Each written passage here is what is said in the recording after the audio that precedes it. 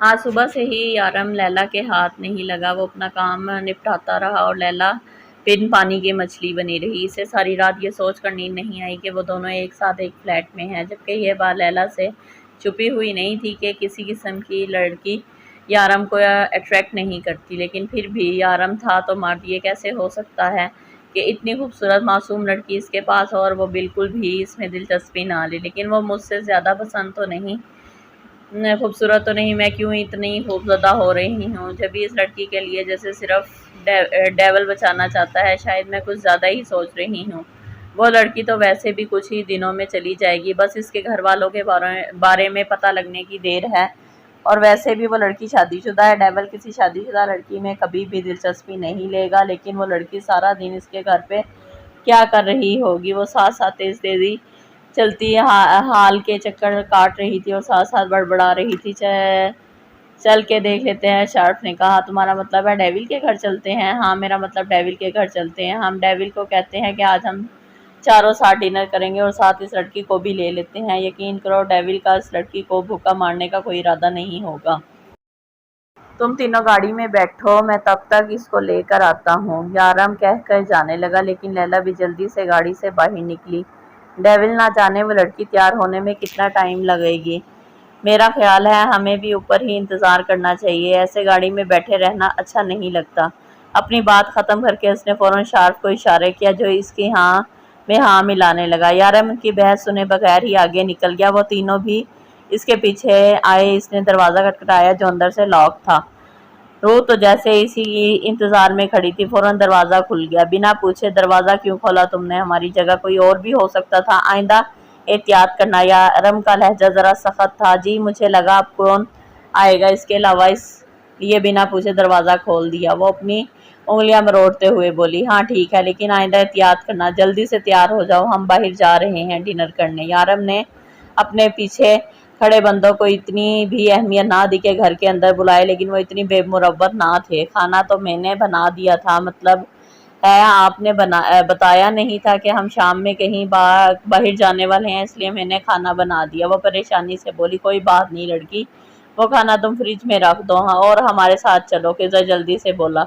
لیکن اس کے بعد پر یارم نے گھوم کر اسے دیکھا۔ پہلی بار اس کا نام لڑکی نہیں روح نور ہے، دوسری بات اس نے کھانا بہت محنت سے بنایا اور اب تم لوگ ڈنر یہیں کرو گے، تیسری بات میں اپنی بات دہرانے کا عادی نہیں ہوں۔ بس اتنا کہہ کے اندر چلا گیا۔ وہ تینوں شرافت سے اس کے قدم کے پیچھے قدم ملاتے اندر آئے اور آ کر بیٹھ گئے۔ لیلا کا تو مانو بس نہیں چل رہا تھا کہ وہ کچھ کر بیٹھے۔ جب تک یہ تینوں یہیں رہے، یارم کمرے سے باہر نہ نکلا، لیکن خضر اور شارف نے کھانے کی اتنی تعریف کی کہ شاید ہی کبھی زندگی میں کسی نے کی ہو، جبکہ لیلا نے اپنا منہ بند ہی رکھا۔ پھر وہ تینوں چلے گئے تو روح نے یارم کے کمرے کا دروازہ بجایا اور وہ تینوں چلے گئے۔ اس نے پوچھا، جی چلے گئے، اچھا تم کھانا لگاؤ، میں آ رہا ہوں۔ یہ بات کہنے کے بعد اسے یاد آیا تھا کہ وہ اس کی اصلی بیوی نہیں ہے۔ جی وہ میں یہی تو بتانے آئی تھی، اس کے کمرے کے اندر آ گئی۔ وہ لیپ ٹاپ پر کام کرنے میں مصروف تھا، اسے ایک نظر دیکھا، وہ صبح والی لباس میں ہی تھی۔ کیا بتانے آئی تھی؟ یارم نے اسی نظروں کے حصار میں لیتے ہوئے پوچھا۔ وہ مجھے پتا نہیں تھا کہ آپ کے دوست بھی کھانے پر آئیں گے، تو جتنا کھانا میں نے بنایا تھا وہ ختم ہو گیا، اب ہم دونوں کو بھوکا ہی سونا پڑے گا، اس نے معصومیت سے کہا۔ دونوں کو مطلب تم نے بھی کھانا نہیں کھایا؟ اس نے نفی میں سر ہلایا۔ لڑکی تم کیا پاگل ہو؟ کم از کم خود تو کھا لیتی۔ وہ دن میں مجھے لگا شاید آپ واپس آئیں گے، لیکن آپ نہیں آئے۔ مجھے بھی خیال نہیں آیا کھانا کھانے کا، لیکن ابھی بہت بھوک لگی ہے۔ معصومیت سے معصومیت تھی اور اپنے آپ دوست کے سامنے کہہ رہی تھی کہ میرا نام روح نور ہے اور خود مجھے لڑکی کہہ کے بلا رہے ہیں۔ اس نے مزید منہ پھیلایا۔ جاؤ تیار ہو جاؤ، باہر چلتے ہیں، کچھ کھاتے ہیں۔ اگر بات صرف اس کی اپنی ہوتی تو وہ رات بنا کھائے رہ لیتا، لیکن یہ لڑکی اس کے گھر کی مہمان تھی، آج نہیں تو کل اسے چلے جانا تھا، اور سچ تھا وہ اسے بھوکا نہیں مار سکتا تھا، اور دوپہر میں بھی اس نے کچھ نہیں کھایا تھا۔ ارے تیار کیا ہونا ہے، صرف ابایا ہی تو ڈالنا ہے، ابھی 2 منٹ میں ہو جائے گی۔ اپنے کہیں کے مطابق وہ جلدی سے دوسرے کمرے میں گئی اور 2 منٹ میں واپس آ گئی۔ چلیں، اس نے دروازے سے ذرا جھانک کر پوچھا۔ چلیں، وہ اس کے انداز میں بولا، باہر نکلنا ہے؟ ویسے میری کل والی بات پر عمل نہیں کیا آپ نے، اس کے ساتھ لفٹ کے اندر جاتی بولی۔ کون سی بات؟ यारम ने पूछा। अरे वो सदका जारिया वाली बात। डिम्पल एक बार फिर से उभरा था, लेकिन इस बार उसने छुपाने की कोशिश नहीं की। गाड़ी में वो मुसलसल इससे कुछ ना कुछ बात कर रही थी। कभी इससे पूछती कि इसका पसंदीदा कलर कौन सा है, तो कभी पूछती खाने में क्या पसंद है। पहले तो वो इग्नोर करता रहा, फिर कहा ये सब कुछ तुम्हारे जानने के लिए नहीं है। अरे ऐसे कैसे मेरे जानने के लिए नहीं है? अगर मुझे आपकी पसंद नापसंद मालूम ही नहीं होगी तो कैसे आपकी पसंद पर चलूँगी? आप मुझे बता दें आपको खाने में क्या पसंद है, मैं आपकी पसंद की सारी डिशेस बनाऊँगी, जो नहीं आती वो भी सीख लूँगी। पर आपको एक और बात तो बताई ही नहीं। आज ना दोपहर में 3 औरतें आई थी हमारे घर। वो कह रही थी कि वो हमारी पड़ोसनें हैं, उन्होंने मुझे पार्टी पर बुलाया है, मैं जाऊँ क्या? वो तेज़ तेज़ बोलती उससे पूछने लगी। नहीं, कहीं भी जाने की ज़रूरत नहीं है, घर पे रहा करो, कोई भी हो दरवाज़ा मत खोला करो। यारम ने एक ही जुमले में जवाब दिया।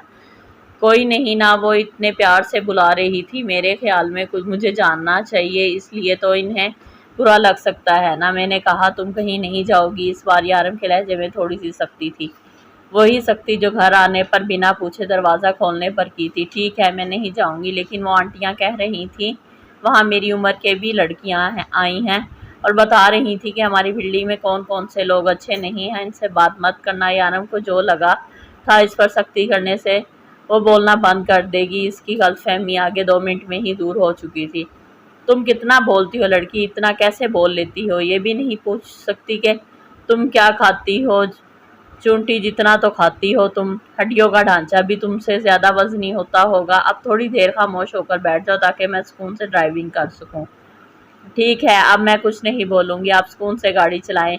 मैं तो वैसे भी कुछ नहीं बोलती हूँ, घर में कुछ मुझे कोई नहीं बोलने देता था। मारिया आपी, रानिया आपी, तानिया आपी, वो तो मुझे बात ही नहीं करने देती थी।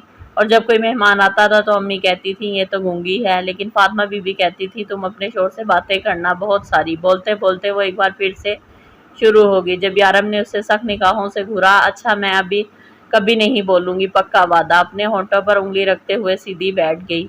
गुड गर्ल, घर जाके जितना मर्जी बोल लें, ड्राइविंग के दौरान मुझे बिल्कुल बात सुनना पसंद नहीं। इसका इसी तरह से उदास होकर बैठना उसे पसंद नहीं आया था, इसलिए सफाई देने लगा। इस बात पर इसने सिर्फ गर्दन हिलाई, बोली कुछ नहीं, और फिर सारी रास्ते खामोशी रही।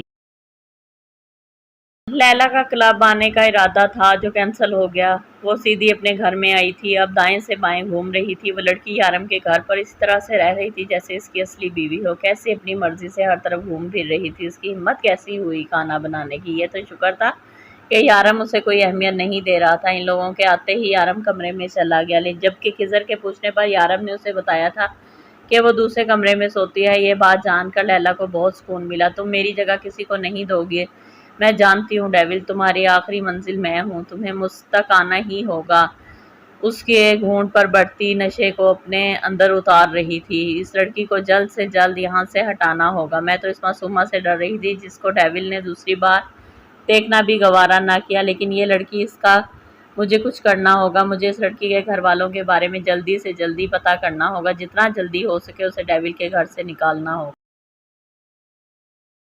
गाड़ी आकर बिल्डिंग के बाहर रुकी। सारी ड्राइविंग के दौरान वो एक लफ्ज़ भी ना बोली। तुम चलो ऊपर, मैं गाड़ी पार करके आता हूँ, इसने रूह की तरफ देखते हुए कहा, जबकि रूह दूसरी तरफ मुंह फेरे सीट से सड़ने लगाए बैठी थी।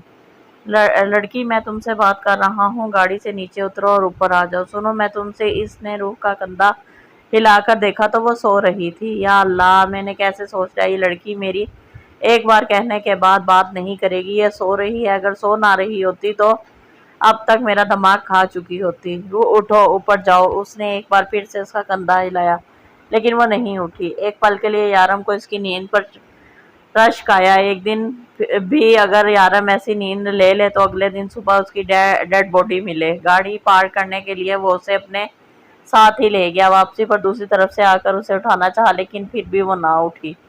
इसे इस तरह बेखबर नींद सोते हुए बेसाख्ता इसके गाल पर डिम्पल नुमाया हुआ। वो खुद भी नहीं जानता था कि सदका जारिया वाली बात याद करके आज ये डिम्पल इसने कितने लोगों से छुपाया था।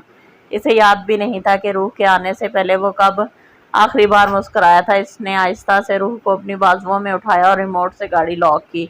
इसे लेकर लिफ्ट में आया और अपनी फ्लैट का बटन प्रेस किया, लेकिन अगले ही पल नजर रूह के चेहरे पर पड़ी, जहां शरारती सी मुस्कान खिली थी।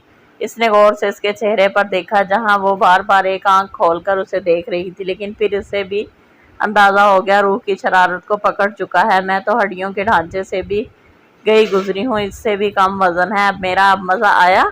और शरारत से चेहरे चमका के बोली।